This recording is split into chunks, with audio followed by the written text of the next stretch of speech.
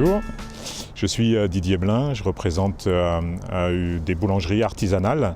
Je suis le patron d'une vingtaine de boulangeries artisanales sur le grand sud de la France.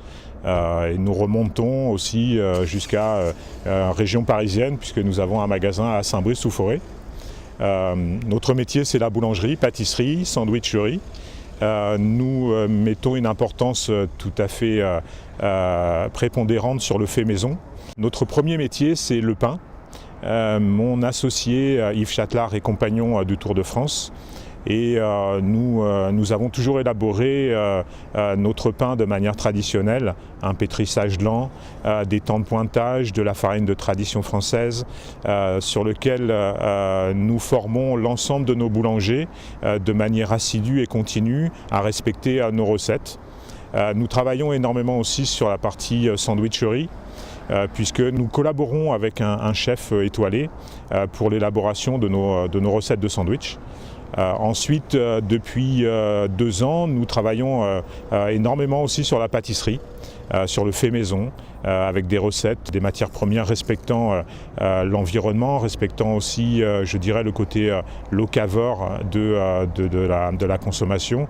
Enfin voilà, tout ce sont des atouts. Nous essayons effectivement de rester des artisans, boulangers et pâtissiers traditionnels. Et puis notre différenciation vient aussi, je dirais, de la publicité. Nous communiquons beaucoup, nous essayons de faire adhérer nos clients à notre concept, à nos valeurs. Ceci est d'autant plus important aussi pour l'opération Les Rois d'Épiphanie. Cette opération, elle a plusieurs intérêts pour nous. Ça nous a permis de mettre en dynamique nos équipes puisque nous leur avons fixé des objectifs particuliers sur les ventes de galettes. Elle a permis aussi de fédérer nos équipes puisque le projet commun, nos équipes ont tous adhéré à cela. Donc je pense que déjà ça a été l'atout essentiel, ça a été de mettre en dynamique et de fédérer nos équipes. Second lieu, ça nous permet aussi pour cette opération d'épiphanie de nous différencier des autres boulangeries puisque sur un certain territoire nous sommes les seuls participants.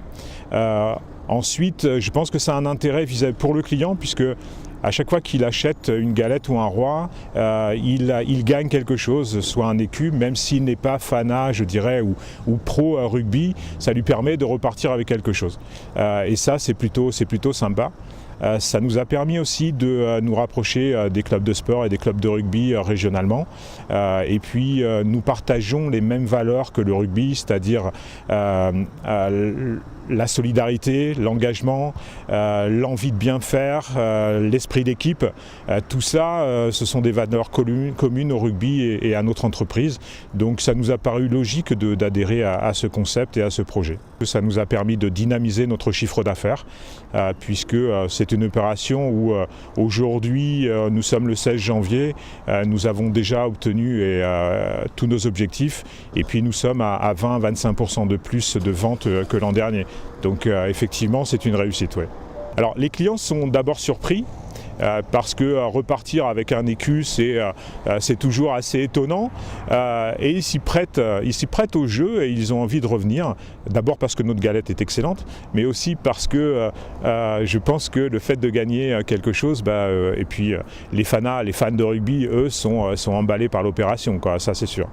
À nos équipes, on fait d'ailleurs gagner en projet un voyage pour la finale du top 14 à Paris, la demi-finale à Marseille. Enfin voilà, on a joué le jeu de l'engagement rugby et valeurs du rugby, quoi.